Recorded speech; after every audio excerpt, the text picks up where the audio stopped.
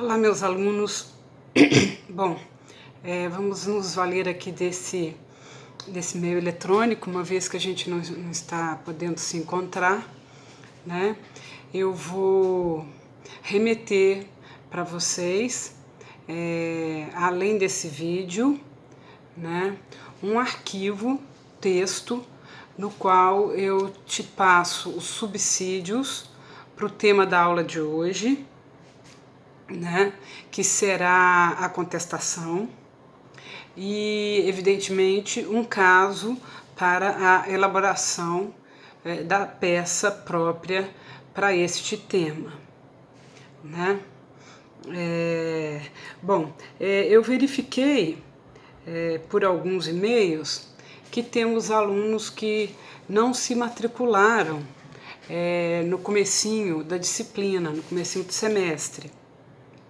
Por isso, eu repito rapidamente o que a gente já viu, para que você, aluno que está chegando agora, ou chegou um pouco depois do começo do semestre, possa se sintonizar.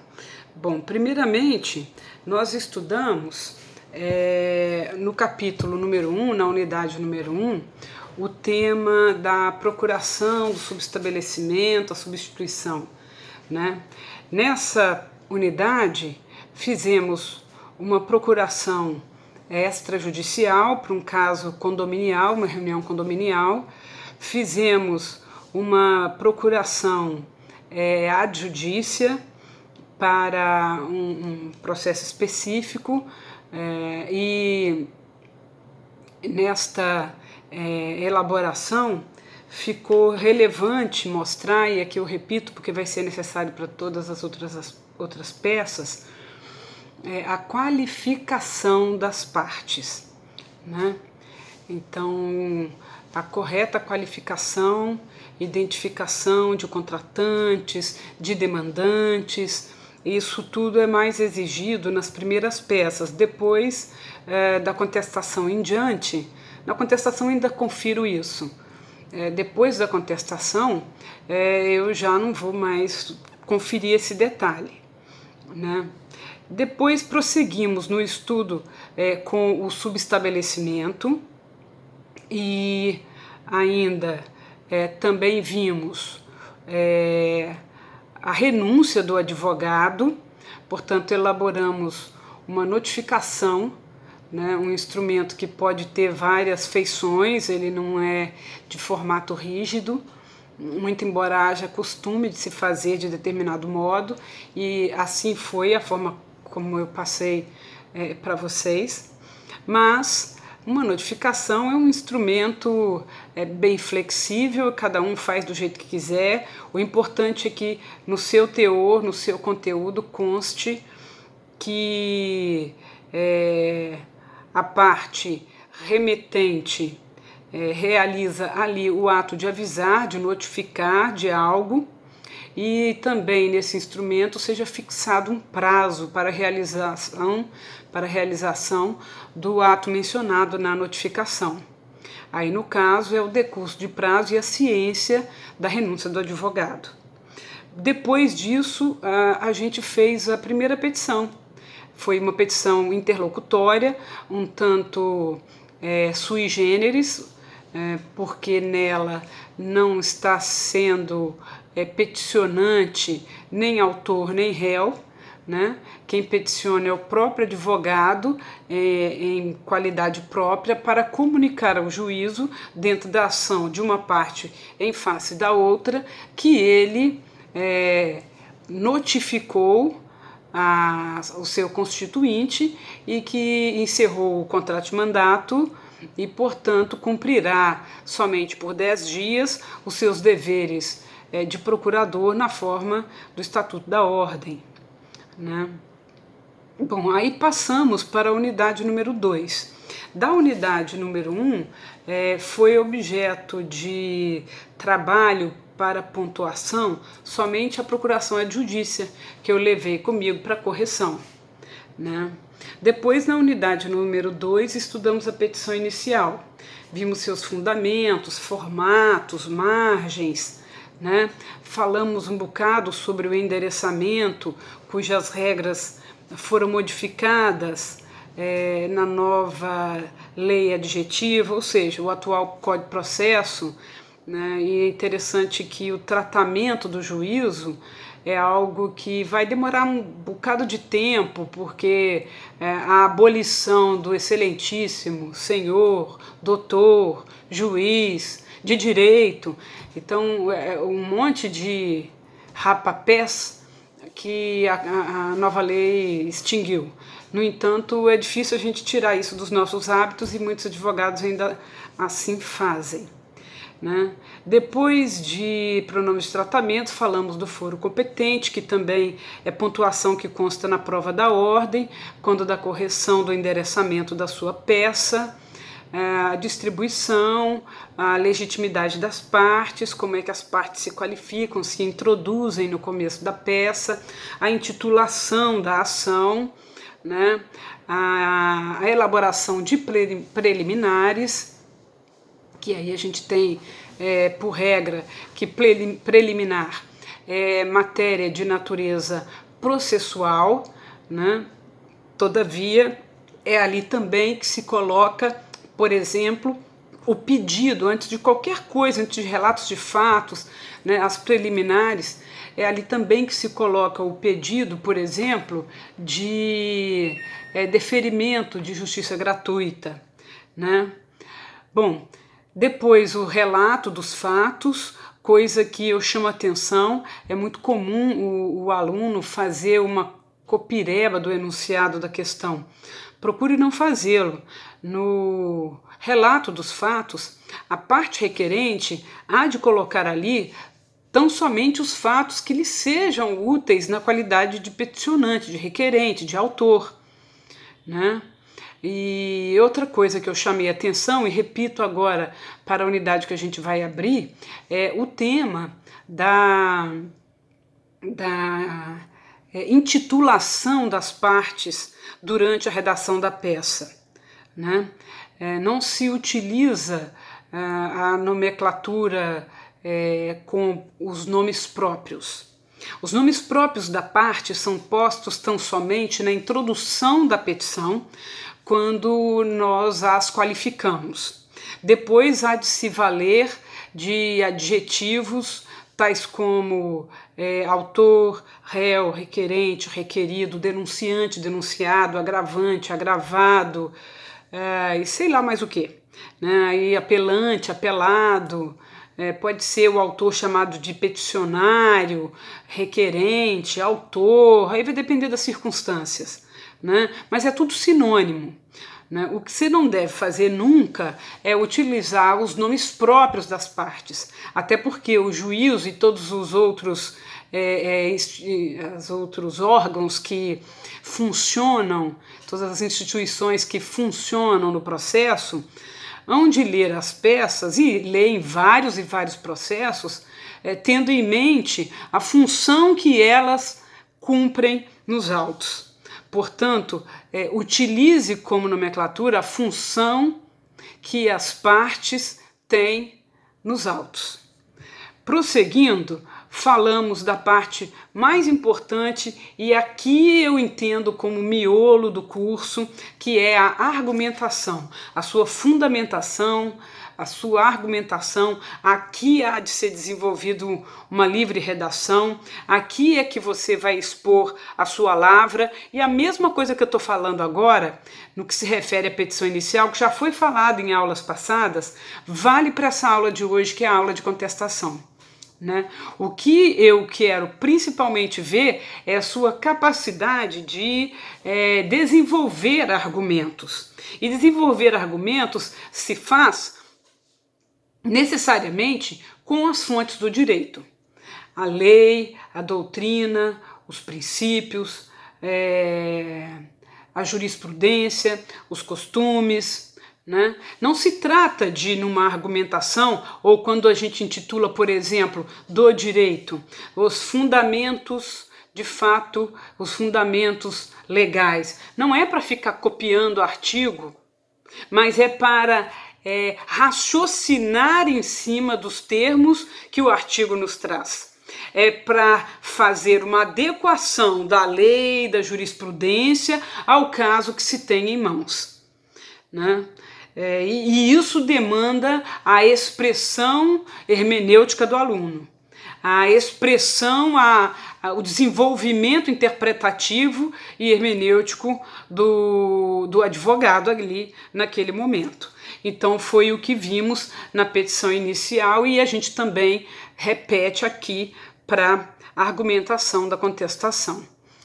Falamos sobre indicação de provas, o que é indispensável, e se lá na petição inicial estudamos que para cada argumentação há de se ter uma prova, agora, quando falarmos sobre a contestação, é o momento, portanto, de, para cada fato, indagarmos que não haja uma prova adequada ou que a prova apresentada esteja frágil, inconsistente, insuficiente. É momento de passar o pente fino. Contestar é passar o pente fino, item por item, desde o endereçamento, indagando se é ou não é competente o juízo ao qual se distribuiu a ação, etc, etc. Falamos também sobre o valor da causa e o mais importante numa petição inicial, que são os pedidos. Petição é pedir. Elaborar bem os pedidos é o mais relevante. Se você argumenta mal, o juízo vai até deixar isso como irrelevante, né?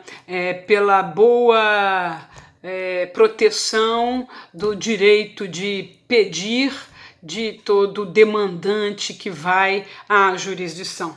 Ou seja, se o requerente ao juízo tem um péssimo advogado que não sabe argumentar, pelo menos os pedidos hão de ser bem elaborados para que o juízo possa alguma coisa aproveitar. A mesma coisa vai acontecer com a contestação. Cada pedido há de ser rebatido, cada pedido há de ser contradito. E novos pedidos na qualidade de contestante podem ser elaborados. Falamos, para terminar, sobre valor da causa, né? Bom, então começamos a unidade de hoje. O nosso tema são as modalidades de resposta do réu. A modalidade rainha de todas é a contestação, mas temos também as várias formas de alguém dizer, né, comigo não, né? O que seria essa brincadeira que estou dizendo, né, comigo não? É com fulano, é com outro, né? É a denunciação, né? E ao invés de contestar, é possível denunciar a lide.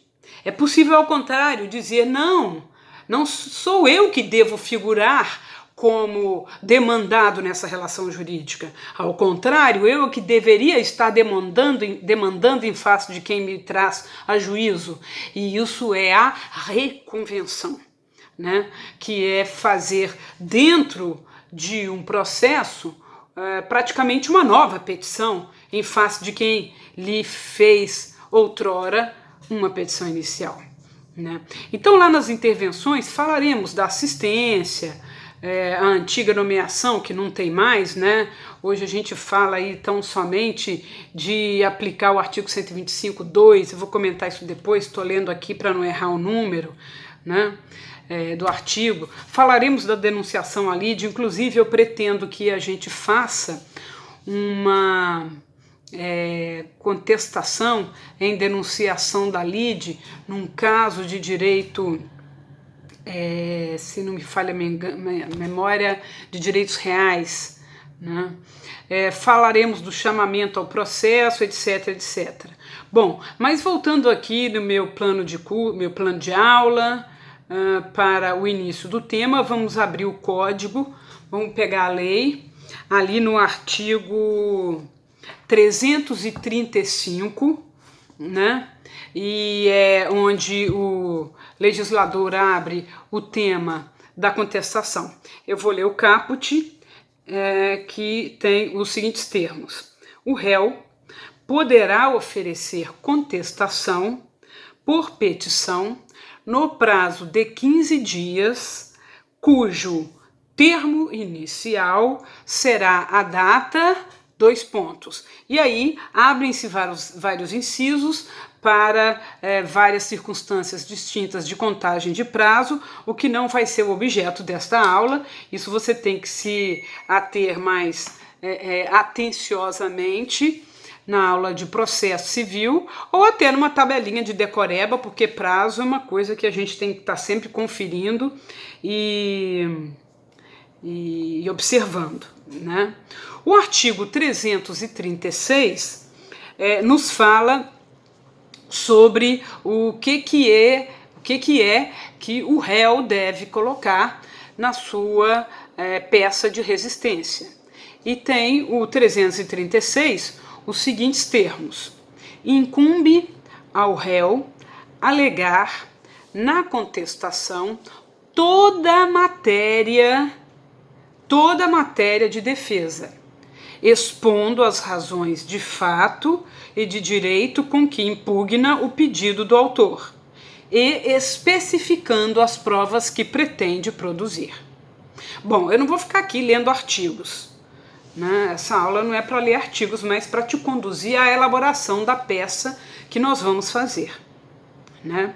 Todavia, eu vou anexar também à aula de hoje um breve roteiro com os itens que falo agora, uma vez que não estou aqui com um quadro para eu anotar, rabiscar com o meu garrancho os itens que norteiam a aula de hoje, né? Mas, caso você queira fazer alguns apontamentos, temos aqui 8 itens, né? Primeiramente, as preliminares. O artigo 337 do CPC nos orienta sobre várias preliminares que serão as meninas dos olhos de quem está contestando, né? Inexistência ou nulidade de citação. Olha como que a gente tem que passar o pente fino no processo.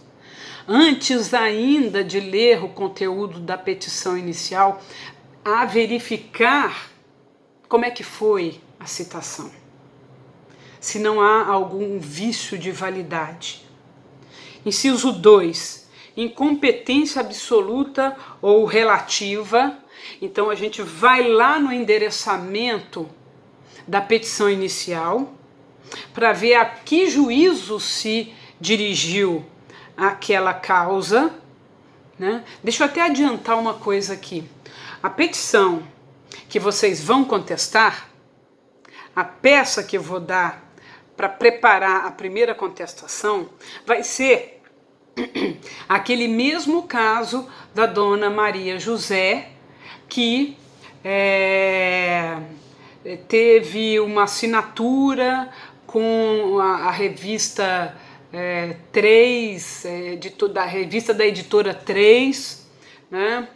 A qual ela não queria, assinatura que ela não queria, e que ela tentou cancelar e não conseguiu, tendo que, enfim, promover uma ação em sede de juizado para obter a repetição do indébito e também os efeitos indenizatórios, né?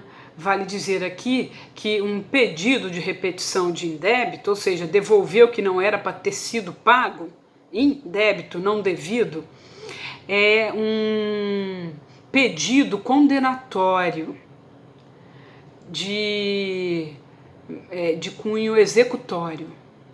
Agora, uma ação indenizatória que está aí mesclada na mesma, não vai necessariamente obter uma execução. Você vai primeiro obter uma sentença que condena a indenizar e depois você vai executar esse quanto indenizatório, né? Falo isso porque, além de te dar o roteiro da aula de hoje, item por item, num anexo de arquivo texto. Também te darei, no encontro desta aula, item por item, dos subsídios que você vai usar para contestar.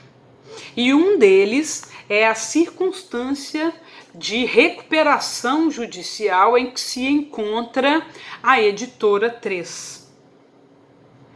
Situação a qual permite à editora afastar qualquer ação de natureza expropriatória, haja vista que se pretenda exigir um valor que a editora tenha que devolver, que a dona Maria não tinha nada que ter pagado, e é pagado mesmo que se fala no particípio passado, né? Então, esse pedido vai ter que entrar na fila lá da ação de recuperação, porque a situação de recuperação é uma situação que faz, como você já sabe, uma lista de credores e os qualifica por preferência, né? E uma simples cobrança de um pagamento indevido de consumidor, aí tem natureza quirografária. Quer dizer o que isso? Para quem ainda não estudou a lei de falências. Uma dívida de natureza simples, não preferencial, ou seja, vai para o fim da fila. A situação, portanto, da editora, a quem agora você, aluno, vai representar, é de liquidação e recuperação, né? Então, um primeiro argumento é de que a repetição de indébito não seria possível, todavia já adianto que a natureza indenizatória, a natureza de uma ação indenizatória é mais difícil da editora contestar, porque, mas eu vou te dar os subsídios para contestação. O que eu quero ver do seu aluno, o que eu quero ver do aluno, corrigir, é a sua habilidade de argumentar, a sua capacidade de desenvolver esses argumentos, né? Então, você vai receber os subsídios e eu quero ver como é que você está bem ou mal aí para redigir, para escrever, para organizar esses subsídios dentro da sua peça. Então tá aí já vislumbrado um dos subsídios. Então, antes de mais nada, a ação demandada pela Dona Maria José tem sede nos juizados. Alguns de vocês apresentaram petição inicial distribuída para o juízo comum, o que tem sido rejeitado, pelo menos no Foro de Niterói, haja vista que o acúmulo de processos da justiça comum fez com que se desenvolvesse jurisprudência no sentido de que fosse dada baixa na ação e redistribuída para os juizados. Portanto, a ação mais própria seria em sede de juizado em razão do valor da assinatura da revista ser pequeno. Uma primeira coisa que você pode contestar no caso da Dona Maria José é o foro. Já de cara mete o pé na porta e fala que o juízo competente não é o juizado. Vale aqui grifar que muitos de vocês endereçaram a ação ao juízo do juizado especial civil. O juizado, lá na correção da petição inicial que vocês fizeram no caso da Dona Maria José, não haveria de se colocar desse jeito que está errado. Ou você escreve juízo ou juizado.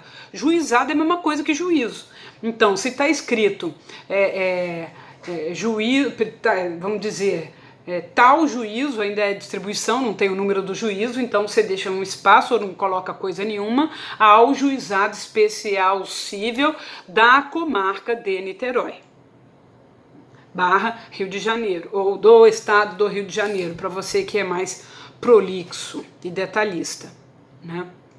Então, não fala juízo do juizado, que é chover no molhado e é meio que batatada. Não é só errado, é mico.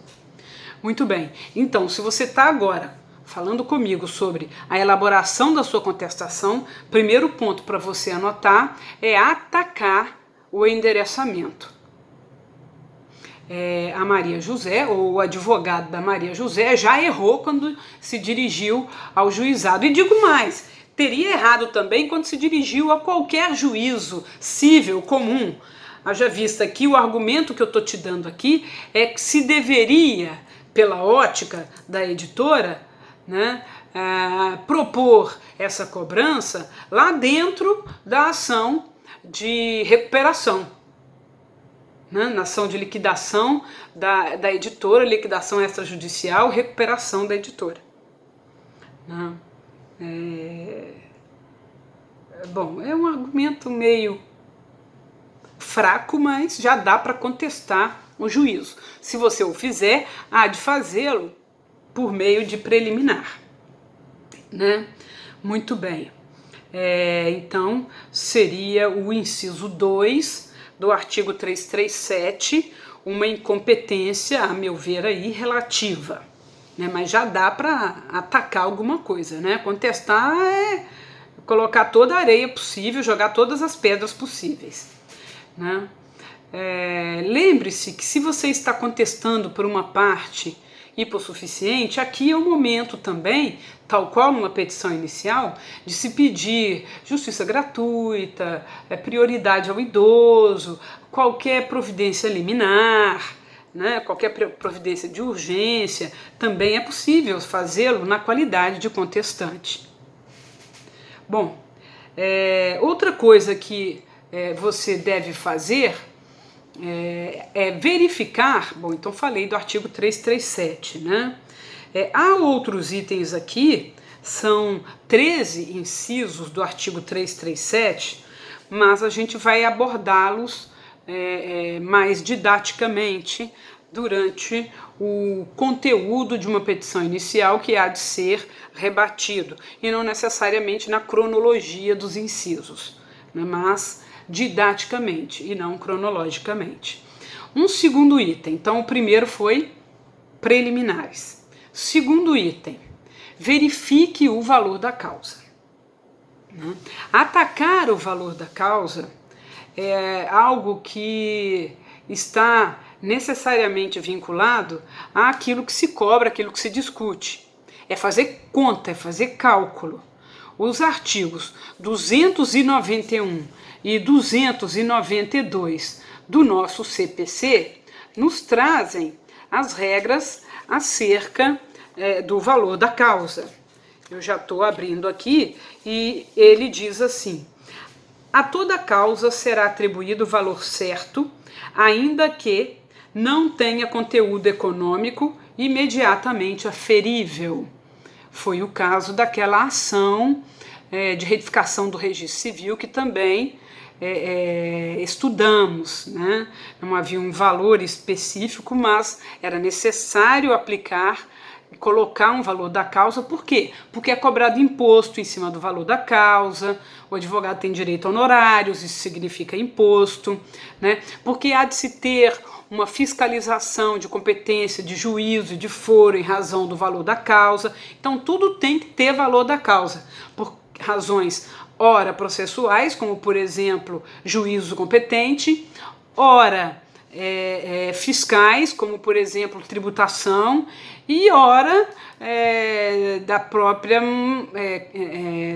questão do objeto da causa, discutir se está certo ou se está errado aquele quantum que está envolvido ali na discussão. Nesse caso, por exemplo, quanto é que tem que se devolver para a Dona Maria, ou se não tem que devolver nada, quanto é que tem de juros, quanto é que teria de correção monetária. Há de se aplicar também uma sanção que seria a dobra, no caso do direito consumidor, né, se não me falha a memória, parágrafo único do artigo 42 da Lei 8.098, do Código de Defesa do Consumidor, 8.098. Né? O artigo está correto, tenho certeza. A lei é que eu tropecei no número. Então, nos vários incisos aí do artigo, nos vários incisos do 292, né, nós temos várias regras sobre a fixação do valor da causa. Eu quero chamar atenção para o inciso 5, tá? O inciso 5 fala assim: na ação indenizatória, inclusive fundada em dano moral, o valor pretendido.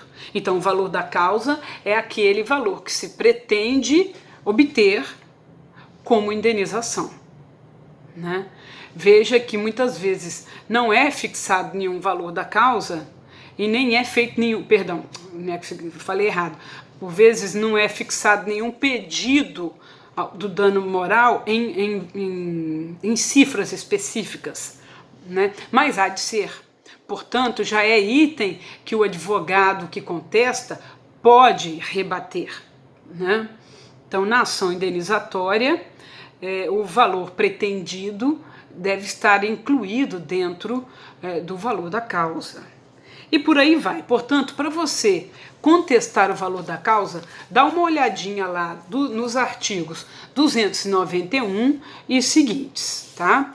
Antigamente se fazia o rebatimento, a resistência ao valor da causa de modo diferente, agora há de se fazer através de preliminar. Muito bem. Falar do valor da causa, né, como impugná-lo, veja também 293, etc, etc, né? Tá aqui, ó, para terminar mais um artigo, 337, inciso 3. Então vamos repetir todos os artigos. Deixa eu pegar o plano de aula aqui. Valor da causa, como atacar o valor da causa. Artigos 291 e seguintes, artigo, para chegar mais adiante, 291, 92, 93, artigo 337, inciso 3. Com isso daí, você tem os subsídios sobre o ataque ao valor da causa. Eu sugiro que, se você esteja com seu CPC na mão, aí no 337, inciso 3, põe uma remissão para o 293, porque lá na prova eu vou te pedir para falar sobre o valor da causa, para fixar ou para rebater, se for uma peça contestatória. Então você já está com seu código vitaminado, anotado, pontuado. Vamos falar agora sobre prejudicial. Preliminar é uma coisa, prejudicial é outra. Qual que é a diferença? O artigo 337 vai tratar das duas coisas, né? Tanto de prejudiciais quanto de preliminares. As prejudiciais são aquelas questões suscitadas que podem levar à extinção da causa, né? Por exemplo, coisa julgada, né? Litispendência, vamos olhar aqui, prescrição, né? Convenção de arbitragem, tudo isso extingue, né? São também matérias que devem ser suscitadas ab início na sua contestação, né? Ela aparece como uma questão primeira, mas ela não é uma preliminar. Então, se você pretende organizar a sua contestação, separando os temas, vamos fazer assim. Primeiramente, lá na linha de cima, no endereçamento, né? Coloque o endereçamento ao juízo que te citou, ou que citou o seu cliente, o seu constituinte. Logo abaixo, uma linha abaixo, coloque o número do processo, ainda que a ação seja, como se fala, digital, ainda que a ação seja pelo meio virtual. Coloque o número do processo, porque alguns equívocos acontecem, eu já errei, todo mundo pode errar nessa vida. Então, ainda que você coloque alguma coisa errada no corpo do processo ou no cabeçalho, o número da ação vai resolver as questões. Algumas vezes acontece até o contrário. Você, ao digitar o processo para o qual você está remetendo o seu documento, você digita errado. E a sua peça vai para outro processo, não tem nada a ver com CRE, mas você colocou ali. Então o serventuário, ele faz o reencaminhamento certinho, você perde menos tempo, né, do que ter que achar para onde foi, pedir o desentranhamento, e num processo para o qual você não tem procuração. Então coloque sempre. Depois pula aquelas famosas 10 linhas para dar um layout mais tradicional. Eu sugiro assim, não precisa me obedecer tão detalhadamente nesse item. Depois você vai começar a fazer a introdução. A introdução da sua contestação é exatamente o avesso da introdução da petição inicial. Então, se lá na inicial você escreveu como advogado da dona Maria José, né, por seu advogado procuração anexa, vem promover a ação de não sei o que em face da editora. Agora, inverte-se. Você representa a editora. Começará da seguinte forma. Editora 3 ou 6, né? Não me lembro bem. O processo, em verdade, é em face da editora 3. Ela é a editora do meu caso em concreto, mas eu acho que eu pus número 6. Editora 6. E aí qualifica, né? Pessoa jurídica de direito privado, com sede no endereço tal, neste ato representado por seu advogado, patati patatá, procuração anexa. Isso aí você já sabe, né? Vem apresentar ou vem oferecer, tá? Contestação a gente oferece ou apresenta, tá bom? Não é interpor, interpor é recurso. É oferecer, apresentar. A melhor, a meu ver, é oferecer. De vez em quando até eu ponho apresentar, mas o mais técnico é oferecer contestação. Se tiver alguma dúvida sobre prazo, conforme, dentro do prazo, conforme artigo tal, se tiver alguma contagem meio confusa, por exemplo, no meio do curso do processo, aconteceu um recesso enorme por causa de um coronavírus ou outra pandemia qualquer, né? Então você faz uma menção lá no começo, mas em regra não precisa falar nada não.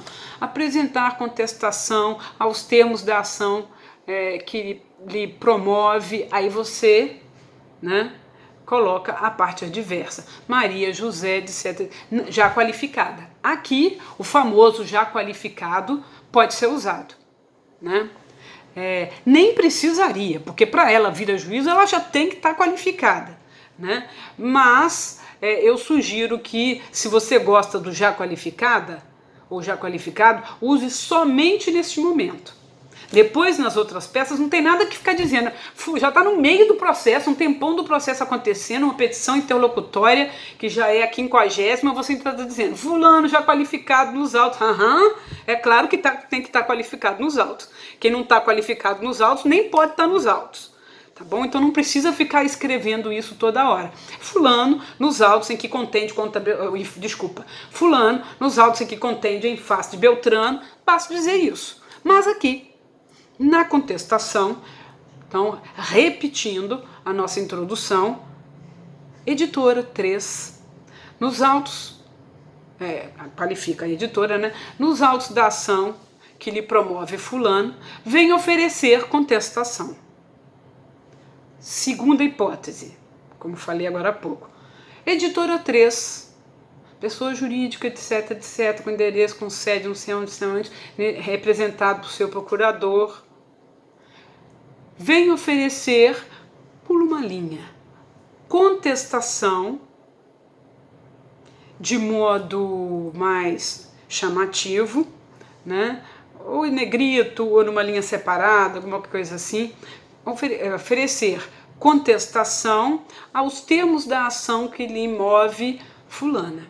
Ou, se quiser, aos termos da ação indenizatória que lhe move fulana, Maria José. Vírgula. Ponto não, vírgula. Nos seguintes termos. 2 pontos. E aí você começa. Pula uma linha. Se você tem uma preliminar ou uma prejudicial, é aí que você vai começar. Eu não tenho nenhuma preliminar, Então, a primeira coisa que eu devo falar são as questões mais contundentes, ou seja, eu já dou logo uma facada, ou como se diria no popular, eu já entro com o pé na porta. Se eu tenho, por exemplo, uma litispendência para arguir, uma coisa julgada para arguir, né, eu já começo logo falando disso. Eu não vou nem fazer os relatos dos fatos conforme a ótica da editora. Tá ok? Bom, então é isso. Fazer, primeiramente, o desenvolvimento das prejudiciais, caso você as tenha. Então, endereçamento, número do processo, espaço, introdução, apresentar contestação em face de Beltrano nos seguintes termos. 2 pontos. Número 1, preliminar, se você tiver alguma. Né? Eu, por exemplo, sugiro, tem aqui um material que eu vou te mandar, eu sugiro a seguinte preliminar, dizer que a editora está em recuperação judicial e que o juízo é incompetente. Né? E isso é verdade. Então esse vai ser um subsídio que eu vou te dar, porque eu quero te ver escrevendo uma preliminar. Né? Uma preliminar atacando a competência do juízo. Tá bom? Outra preliminar que você pode suscitar é chamar ao juízo uma outra parte que pode estar interessada aí nesta causa. Ora, a editora recebeu o pagamento da Dona Maria através do cartão de crédito. Então temos funcionando aí nessa historinha mais 2 personagens. Na verdade são 4 personagens. Dona Maria, supermercado Guajajara, até dobrei a língua, supermercado, cartão de crédito e editora.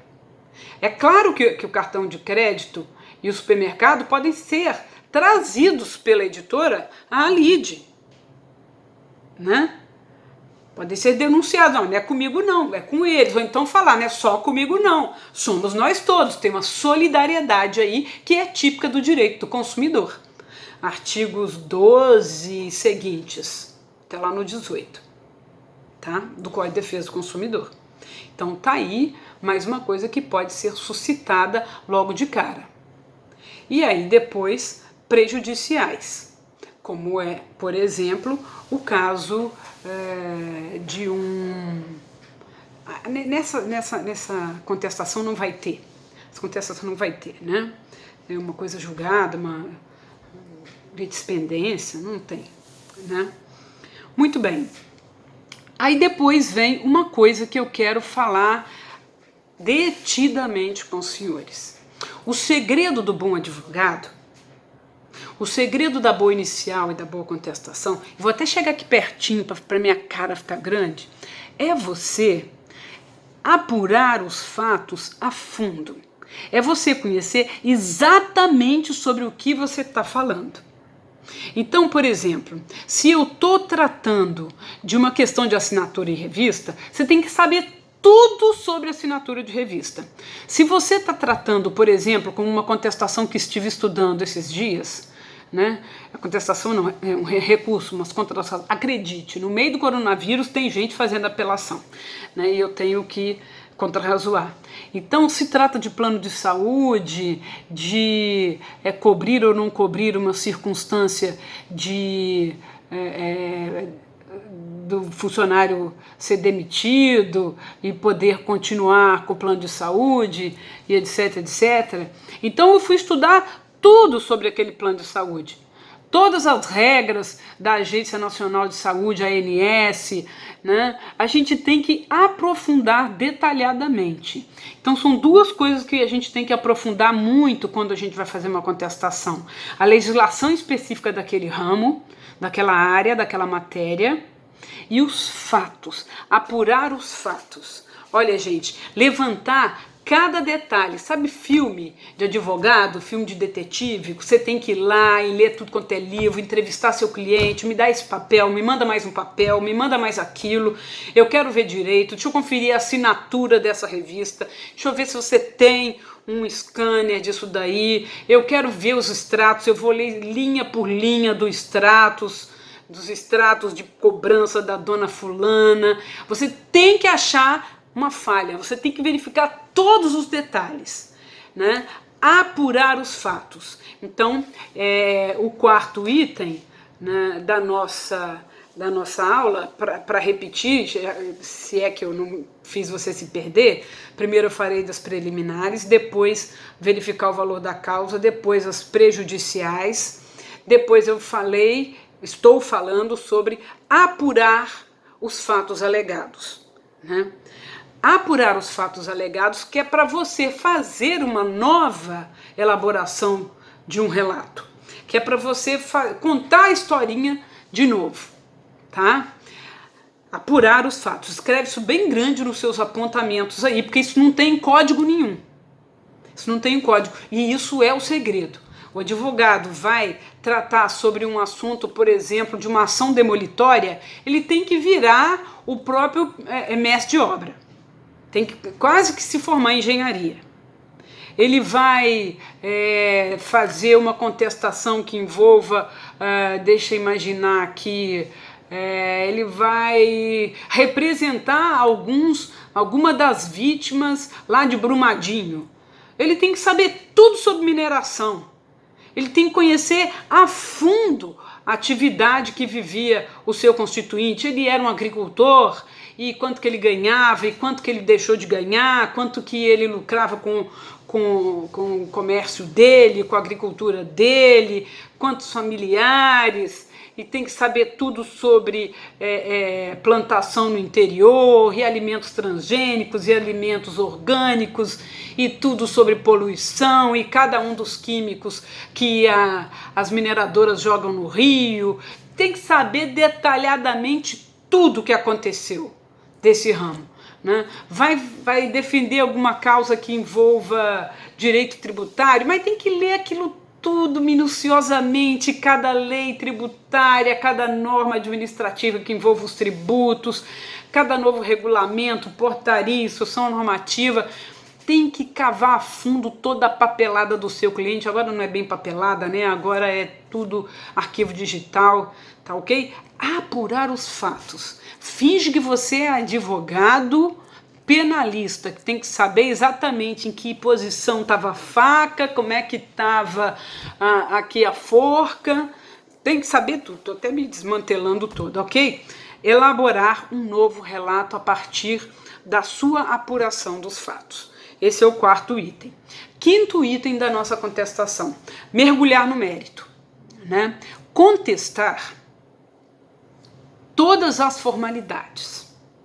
É o que diz para nós, então vamos virar a folha aqui, o artigo 319, voltar aqui, 319 a gente já viu, né? O artigo 319, que a gente já estudou quando preparou a nossa petição inicial, elenca todas as formalidades que o advogado há de obedecer para fazer seu pedido inicial. Portanto, é a partir daquele 319 que a gente já exaustivamente escaneou e estudou, que você vai verificar se foi detalhadamente obedecido. Ele vai ser o seu filtro, né? É com ele que você vai verificar o foro, a legitimidade, a representação, as custas, as provas, tudo que tem que ser cumprido numa petição inicial, tá bom?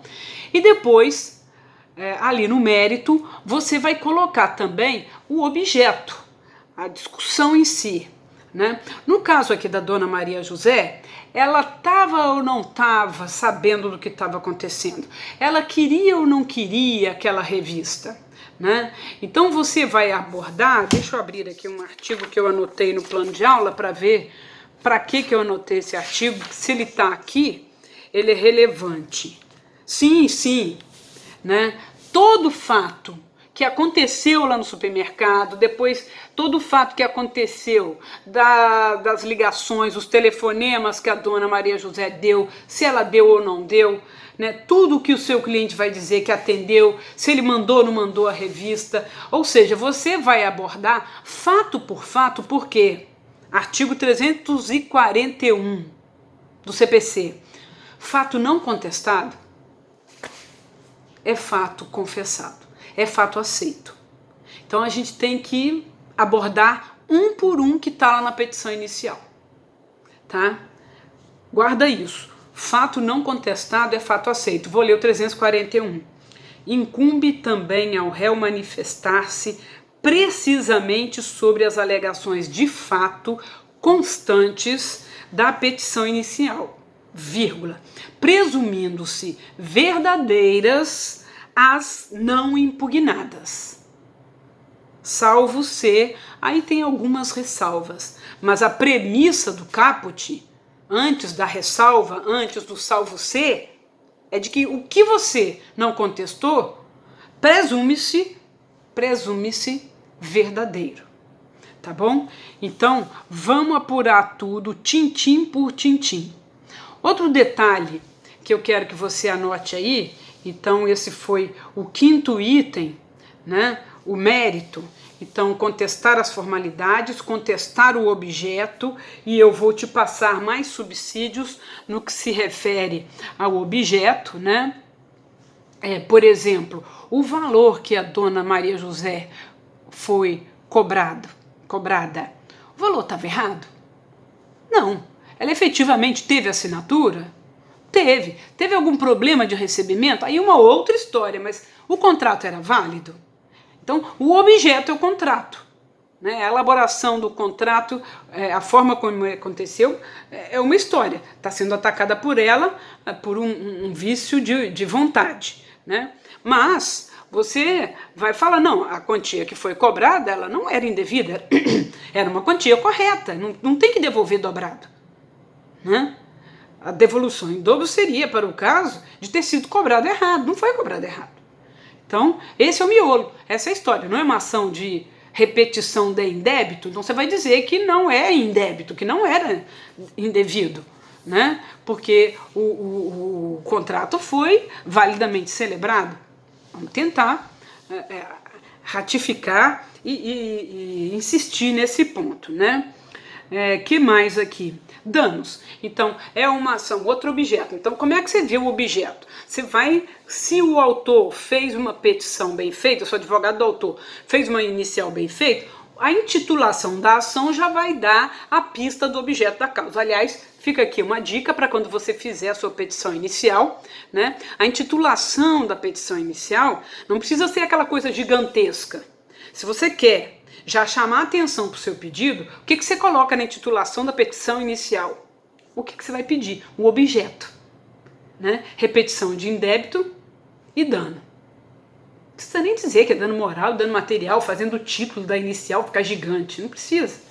Ação indenizatória. Ação de repetição de indébito combinada com indenizatória. Pronto, né? A partir de um título, de uma intitulação bem feita, o contestante já sabe o objeto que ele vai atacar, em face do qual ele vai guerrear, né? Portanto, indenização e devolução. São esses dois itens que fazem parte do objeto da causa.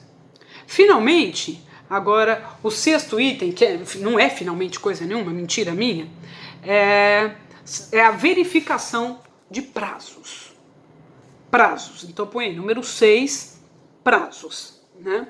Eu fiz uma listinha aqui de alguns prazos relevantes para sua verificação, que vão te ajudar, né? Listinha que vai te ajudar a passar esse pente fino, a fazer essa verificação na petição inicial.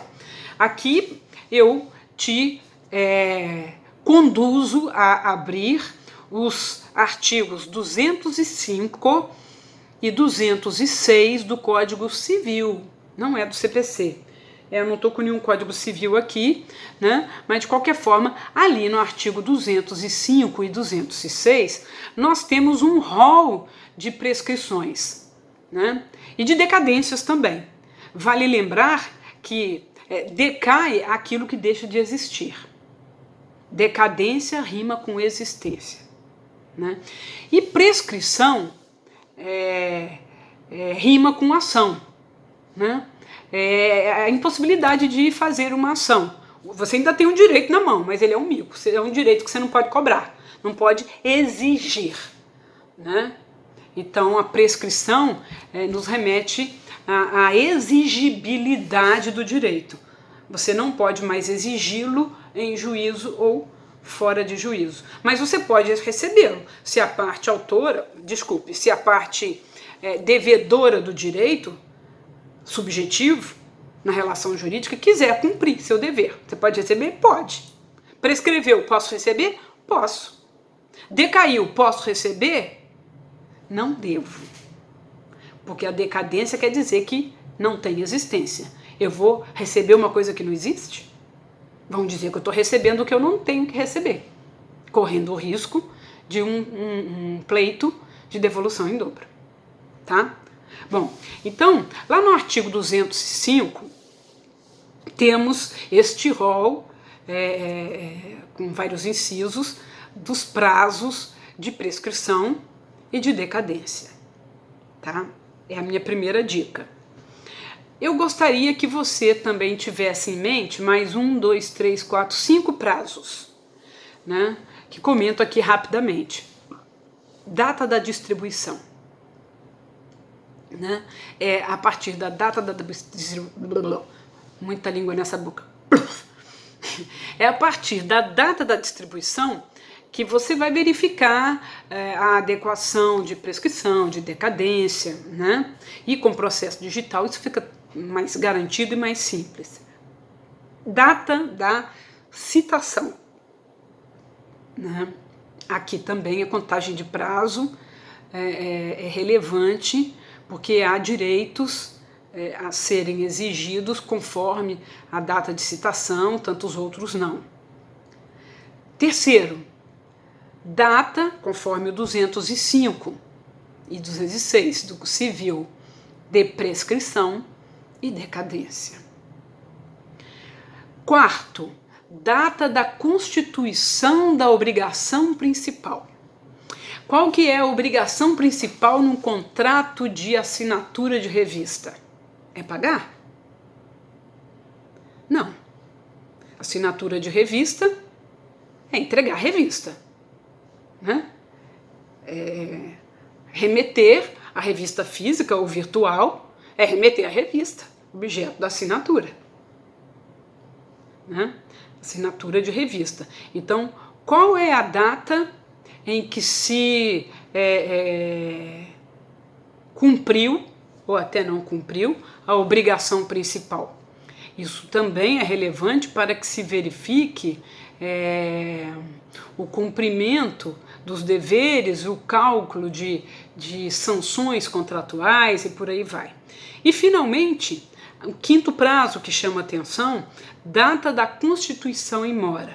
Então, a partir do descumprimento de uma obrigação, seja de uma parte de realizar, fazer, como, por exemplo, entregar, remeter revistas, né? Seja da outra obrigação acessória secundária, que é pagar o preço, e a dona Maria José o fez mediante autorização, ainda que falsa, do cartão de crédito, né?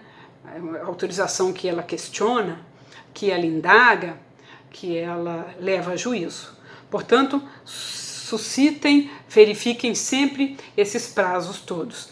Nesse caso que você vai fazer, que está anexo na aula de hoje, qual é o dia? Hoje é dia... Deixa eu ver aqui... nossa aula... Estou mais perdida que cega em tiroteio, porque eu não estou gravando no dia que a aula acontece. Deixa eu ver aqui... 29, 30, né? Então, nós estamos no dia 30, eu já até esqueci porque eu estava procurando a data, cabeça de vento. Bom, então, nessa aula do dia 30, agora sim, que eu anexo essa gravação e que anexo também o caso concreto para ser contestado, né? O que você vai contestar? A minha petição inicial, né? Eu vou colocar anexo para você. A minha intenção era que nós trocássemos entre os alunos e todos contestariam a petição inicial, mas a petição inicial de algum colega, né? Mas isso não foi possível, a gente ia fazer algumas atividades em grupo, onde troca-troca, em duplas, não foi possível, então eu vou anexar uma cópia da petição inicial que eu fiz, né? E você vai me contestar, tá bom? Eu acho até que eu vou ver se eu rasuro aqui o número do processo. Não, eu já tirei o número do processo. Bom, para terminar esta aula de hoje, eu quero lembrar que assim como numa petição inicial é importante você usar todas as fontes do direito, começando pelos princípios, buscando a lei que envolve o assunto, procurando jurisprudência, procurando os livros que falam dessa matéria. No caso aí você vai ter que ler alguma coisa de direito do consumidor, que é o objeto, que é a legislação, né? Então, você também, assim como na hora de pedir, há de se subsidiar de todos esses instrumentos do direito para fazer uma robusta argumentação. Não é para fazer 10 linhas copiando artigo de código e redigir da sua lavra uma ou duas linhazinhas. Não é isso.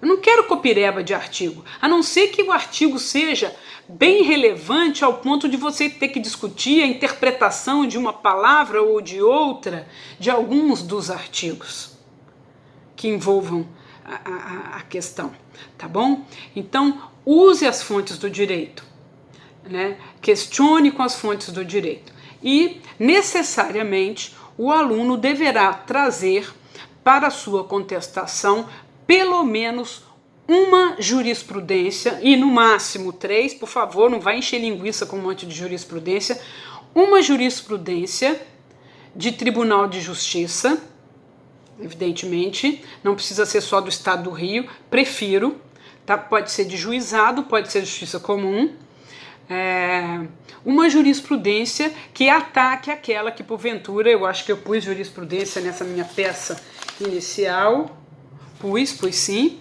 tá? Então, que ataque aquela jurisprudência, que seja adversa, tá ok? Finalmente, eu não vou falar aqui sobre contagem de prazo, que uma contestação tem que obedecer prazo de 15 dias, e como é que se conta esses prazos, que isso é objeto de aula de processo civil, tá bom? O que eu tenho que conseguir aqui é que nós elaboremos bem uma petição inicial, uma contestação. E para terminar, agora sim terminar, então deixa eu pegar aqui os pedidos. Na hora de fechar a sua petição, o advogado, portanto, vai contraditar cada um dos pedidos que o autor fez. E o mais importante é que você não deixe de colocar o principal pedido do contestante que seja julgada improcedente a ação. Eu vi que vários de vocês, em petições iniciais, pediram a procedência do pedido. Não, a procedência é da ação. Procedência da ação pede o autor. Improcedência da ação pede o réu, o contestante. Tá bom? A gente pede o deferimento de um pedido, requer um pedido assim, requer um pedido assado, que seja deferido esse, deferido aquele, mas na hora que a gente fala da ação como um todo, e é o último pedido, você deve requerer qualquer coisa mais ou menos assim. Diante de tudo exposto, é uma frase, por exemplo, que introduz os pedidos. Não coloque os pedidos como se você estivesse fazendo uma lista de formulário. Introduza os pedidos com alguma frase, né? Por exemplo, diante de tudo que ora se contesta, o réu ou a Ré, no caso a editora é feminino, a Ré apresenta os seguintes pedidos, 2 pontos. E aí vai atacando cada um, e lá, cada um dos pedidos do autor, e lá no final, no caso Dona Maria, autora, temos autor A e Ré, tudo feminino. E lá no último, redija qualquer coisa como: seja julgada improcedente a presente ação para condenar a autora ao pagamento das eventuais custas judiciais. Acabou. Pede honorários? Não, não pede. Condenação em custos honorários, porque juizado não tem honorários, a não ser que haja recurso. Tem custas? A princípio não, a não ser que haja eventual recurso, né? Então a gente fala logo e a princípio sobre custas. Pode falar também, pede a condenação em eventuais custas e honorários. Aí coloque o eventuais, porque nem sempre haverá. Tá ok? Eu abrirei um fórum. Bom, encerrado o assunto, falemos da peça. Remeterei uma peça uma peça como objeto para a contestação. O próximo trabalho, que deve ser entregue na segunda-feira da outra semana, é uma contestação à peça que eu vou anexar, que é uma petição inicial no caso da Dona Maria José em face da editora. Faça a contestação. Este é o trabalho, este é o exercício, isso que vai computar presença e pontuação, porque agora a presença é também computada pela realização de trabalhos, conforme você já deve ter visto pela normatização do MEC e da faculdade, né? E eu anexarei também, segundo item, um resumo do que falei aqui hoje, só os tópicos. Acho até que eu nem vou fazer um PowerPoint, não. Eu vou digitar, que é mais rápido, é pouca coisa. Tá? Ou eu digito dentro do conteúdo da aula, ou eu mando um arquivo texto. E esse vídeo, espero que ele chegue bem, e espero que ele não tenha ficado nem muito pesado para o upload do site da faculdade. Abrirei anexa a data de hoje, dia 30, lá na parte de comunicação, um fórum no qual a gente troca e-mail, não é no meu e-mail, endereço pessoal, eu não vou responder e-mail para aluno, porque eu tenho muitos alunos, eu ia ficar doida varrida, tá? Então, no fórum desta temática, contestação, peça 6, isso, peça 6 em Romanos, né? Eu faria um V e um 1, né? A contestação é a peça 6. Eu farei um fórum para ir trocando ideias e tirando dúvidas. Em que horário eu estarei presente neste fórum? Aberta para tirar as dúvidas? No horário de aula. Tanto da aula de segunda quanto da aula de quarta-feira. Estarei ao seu dispor, ou a seu dispor, né? Estarei online, é só ir tirando as dúvidas, e eu também, à medida que for lembrando de mais detalhes, irei me comunicando e transmitindo. Beijinho para vocês e até o próximo encontro.